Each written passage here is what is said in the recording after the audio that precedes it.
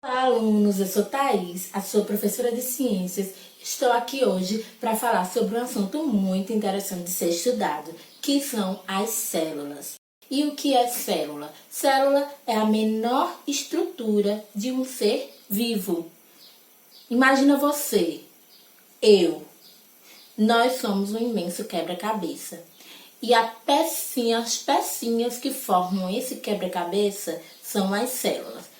Aqui, ó, trouxe essa estruturazinha aqui, formada por várias pecinhas, né? Imagine aí, essa estrutura maior, ela é formada por cada uma dessas pecinhas, né? Então, tem uma pecinha aqui, coloco mais uma aqui, mais uma e vou formando estruturas maiores, né? Cada pecinha dessa daqui é como se fosse uma célula, né? Cada bloquinho é uma célula. E a estrutura todinha, completa, é um organismo. Então, a célula é a unidade básica. Para existir essa estrutura maior, é necessário que exista cada uma dessas pecinhas. Porque se elas não existem, então você deixa de existir também, você deixa de funcionar. Porque cada uma dessas estruturas aqui, por menores que elas sejam, elas são extremamente importantes para o funcionamento do seu organismo.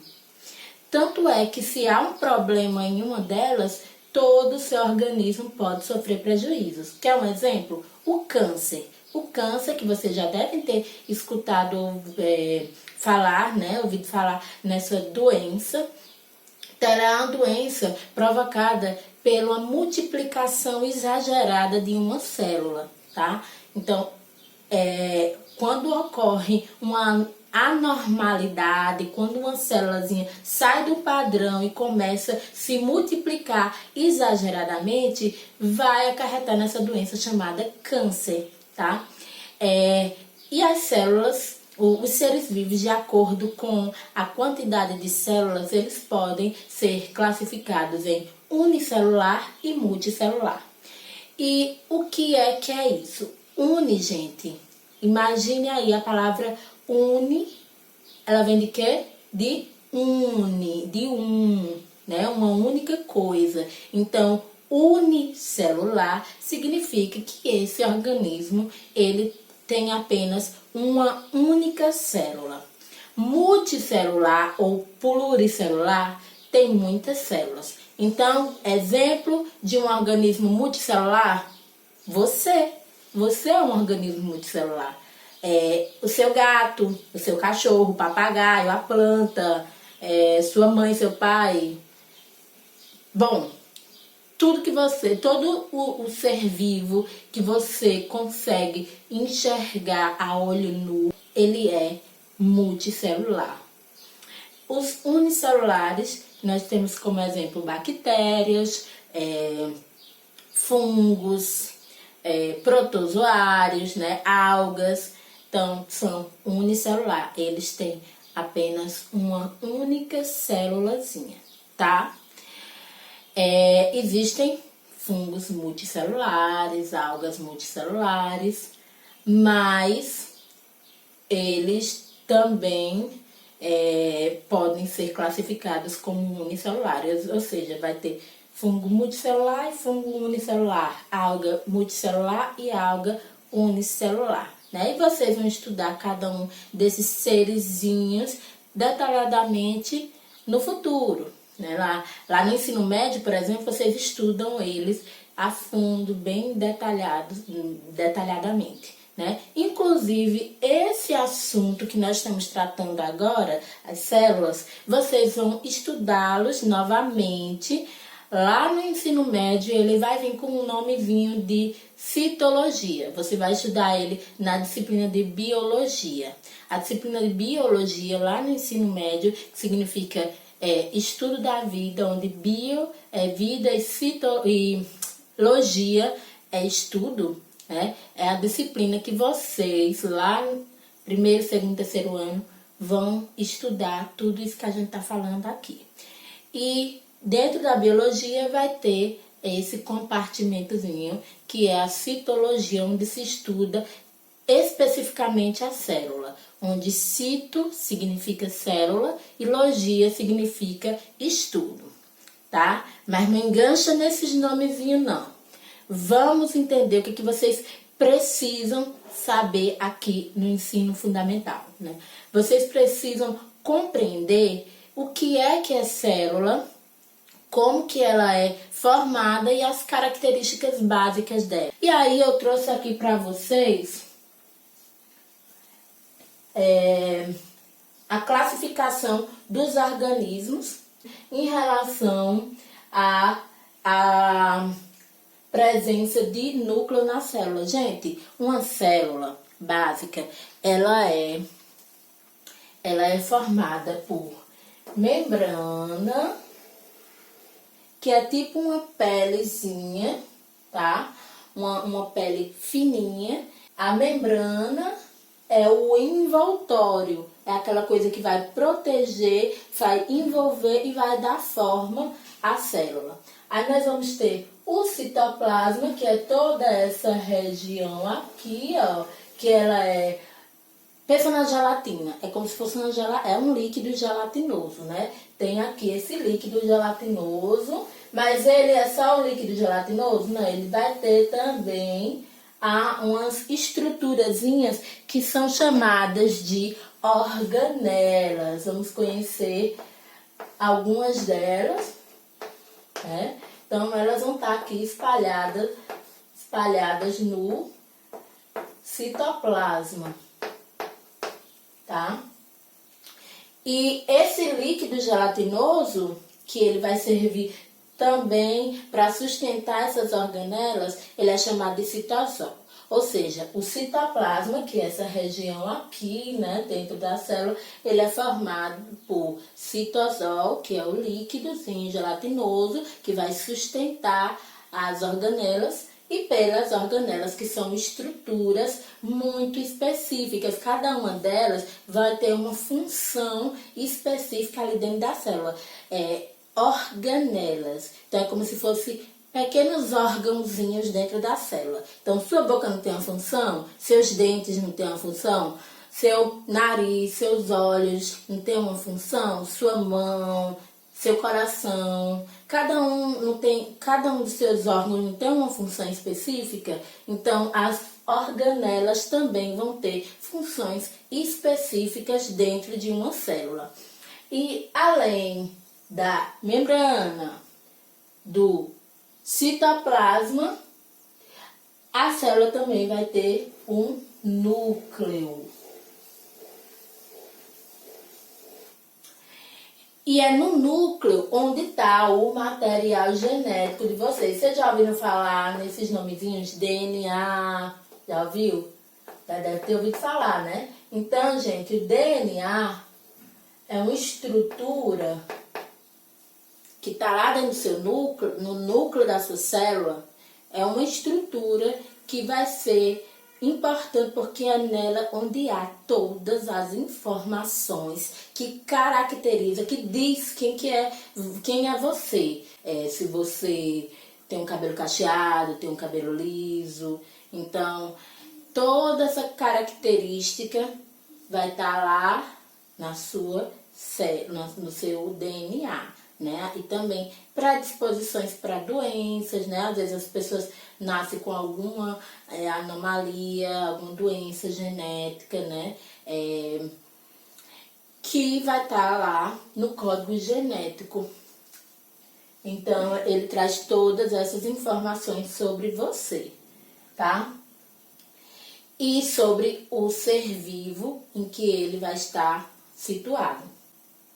Vocês já estão sabendo que as células são formadas por membrana, citoplasma e núcleo. Agora, vocês vão entender que alguns seresinhos não têm núcleo, que são os procariontes. Gente, pró significa algo arcaico, algo antigo, alguma coisa ainda no seu estágio inicial, tá? Carionte vem de carioteca, gente. Carioteca é a membranazinha. Ó, essa membrana plasmática, ela não envolve o citoplasma e o núcleo? Ela não protege a célula? Então, a carioteca é uma membranazinha que vai ter envolvendo e protegendo o núcleo, né? O material genético que está lá no núcleo. Então, os procariontes, eles não vão ter um núcleo organizado por uma carioteca, né? Por uma membrana. Então, o seu material genético não vai estar protegido por essa membrana e vai estar ali, ó, solto dentro da célula, né? Do citoplasma. Então, ele vai estar ali sem organização membranosa, tá? Então, quem são esses seres procariontes? As bactérias. Apenas elas são procariontes, tá? Então, os seres que estão lá no reino Monera, vocês vão estudar depois esse reino Monera. Então, eles são procariontes. O que vocês precisam saber sobre procarionte? Células que não têm núcleo. Você é procarionte? Não. Sua célula, ela tem núcleo, tá? Sua célula é uma célula eucarionte. Só quem é procarionte são esses serizinhos aqui, as bactérias, né? Seres que estão lá no reino Monera, que vocês vão conhecer futuramente esse reino. Então, e todos eles são unicelular. E são seres muito simplesinhos. A sua célula tem uma estrutura muito simples, né? E eles são muito pequenininhos, compostos apenas de uma única célula. E aí, compreendendo os procariontes, agora nós vamos entender os eucariontes, que são aqueles que têm núcleo organizado, né? E quem faz parte dos eucariontes? Nós vamos ter os animais, nós que somos animais, né? Então, animais, vegetais, da plantinha aí que tem na sua casa, ela é eucarionte, assim como você, né? Seu cachorro é eucarionte, afinal ele é um animal, né? A formiga que você está observando aí, que está passando aí no chão, né? Tá caminhando aí pela sua casa, ela é eucarionte também. A mosca é eucarionte, a barata é eucarionte. Então,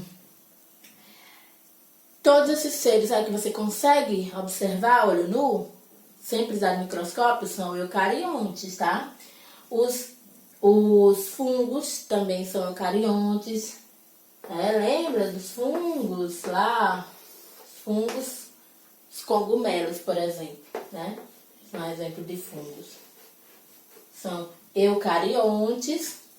E os protistas, que são representados por algas, né, e protozoários, vocês vão conhecer todos esses grupos de seres vivos, vocês vão conhecer futuramente. O que vocês precisam saber aqui? Que esses grupos são eucariontes, ou seja, possuem célula com núcleo organizado por uma membranazinha chamada de quê? Carioteca. O que é a carioteca? É a membrana que envolve o núcleo. Gente, não confundir carioteca com membrana plasmática. A membrana plasmática vai ser a membrana que vai envolver a célula, enquanto que a carioteca vai ser a membrana que vai envolver o núcleo da célula. Os que não têm essa membrana, seres que não têm essa membrana é chamado de procarionte. Os que têm essa membrana são chamados de eucarionte. Ok? E as células, apesar de terem sempre essas estruturas básicas, a membrana, o citoplasma, né, os núcleos, no caso das eucariontes, como vimos, né, elas não são iguais, apesar de ter essas estruturas em comum, tá? Então, elas vão ser diversas, né? Vai existir uma diversidade de células, cada uma vai ter a sua função específica. E elas precisam mesmo ser diferentes, porque se elas fossem todas iguais, ia ser impossível exercer algumas funções, tá? Então, no seu organismo, por exemplo, vai existir as hemácias, que são as células do seu sangue, que são diferentes dos seus neurônios, por exemplo, né? Então, elas vão se diferenciar. E aqui eu trouxe alguns exemplos delas, né? Então, eu trouxe aqui a célula do seu músculo, o espermatozoide, que é uma célula sexual masculina, né? E o neurônio. Veja como são diferentes, né? Cada uma com sua característica específica que vai ser importante para que essas células exerçam funções. O espermatozoide, por exemplo, ele tem essa caudazinha aqui, porque ele vai precisar se locomover, né? Ir nadando até o óvulo no momento de reprodução. Aí vocês vão estudar isso futuramente, reprodução humana. E aí, ele precisa dessa cauda, ela vai ser importantíssima para que ele exerça a sua função. Então, as células, elas são diferenciadas e diversificadas para que elas possam exercer funções específicas no seu organismo e no organismo dos demais seres vivos. Entendemos que as células têm as suas especificidades. E eu trouxe aqui a representação da célula animal e da célula vegetal, para vocês compreenderem que elas também se diferenciam por uma diversidade de fatores. Então, a célula vegetal, ela é constituída por parede celular, pela membrana. Gente, lembra lá que eu falei para vocês que a célula basicamente ela é constituída de membrana plasmática, citoplasma e o núcleo? Pronto, a célula vegetal, além da membrana plasmática, ela tem uma paredezinha, que é uma estrutura mais rígida, né? Essa estrutura é muito importante, porque se aquela planta murchar, ela não vai perder tanto a sua estrutura como a célula animal, né? Então, a célula vegetal tem essa parede celular rígida. E ela vai ter aqui um vacúolo, que esse vacúolo vai ter ele vai servir para armazenar substâncias, né? Os cloroplastos, que são organelas, que vão ser úteis no processo de fotossíntese. Então, no processo de fotossíntese, onde a planta, ela fabrica, vocês já ouviram falar que a planta fabrica o próprio alimento, né? Ela é autótrofa, né? Ou seja, bota até o nome aqui, autótrofa. Escreva esse nome aí, né? Especificando o vegetal. Então, as plantas são autótrofas e elas fabricam seu próprio alimento. Então, elas utilizam da luz do sol, da água e dos sais minerais para o processo de fotossíntese, onde ela vai fabricar um carboidrato, uma espéciezinha de açúcar, né, que a planta fabrica. E essas organelazinhas aqui, ó, que eu coloquei aqui verdinha, os cloroplastos, eles vão ser importantes na captação da luz do sol para esse processo de fotossíntese, tá? Então, vai acontecer aqui nos cloroplastos. E a célula vegetal, gente, ó, a célula vegetal e a célula animal, elas vão ter em comum algumas organelas. Um bocado de organela, na verdade, né? Então, as mitocôndrias, que vão servir para o processo de respiração celular. Os ribossomos, que vão ser úteis no processo de fabricação de proteínas. Proteína, gente, é um negócio muito importante para o seu organismo. Por causa das proteínas, você consegue exercer diversas atividades, né? Então, elas vão ser estruturas importantes. Quer ver uma coisa que ela é importante? Para entrada e saída de substâncias dentro da célula. Então, substâncias, coisas, né? Quando você se alimenta, por exemplo. Quando você se alimenta, o alimento ele é quebrado, a partir da sua boca, né? Seu dente, você começa a mastigar, você já está quebrando o alimento. E depois ele vai ser quebrado, até ele ficar tão pequenininho, que ele vai ficar ali na forma molecular e ele vai entrar na célula. Esses nutrientes dos alimentos vão entrar na célula. E eles vão entrar para auxiliar processos aqui dentro, tá? Então, eles entram na célula e as proteínas que são fabricadas por essas estruturazinhas, ó, branquinhas, pequenininhas, elas auxiliam na entrada dessas substâncias. Quer ver outra coisa que elas auxiliam? Elas auxiliam no processo de fabricação de algumas outras substâncias dentro da célula. Então, proteína é muito importante. Outra coisa que ela auxilia. Seu cabelo ele é feito de proteína. A sua unha ela é feita de proteína. Então, proteína, gente, é extremamente importante para os seres vivos. E elas são fabricadas aqui nessa organelazinha, nessa estruturazinha chamada de ribossomos, tá? E vocês, mais tarde, lá no ensino médio, vocês vão entender como é esse processo de fabricação. Vocês só precisam saber que esses ribossomos, que são essas organelas, elas existem e elas têm essa função aí específica, né? E aí nós vamos ter aqui os centríolos, para o processo de divisão celular, né? E uma diversidade de organelas, que vocês não precisam conhecer todas agora e nem todas as suas funções. Porque isso daí é um trabalho lá para o ensino médio, né? Vocês vão aprofundar mais esse conhecimento lá no ensino médio.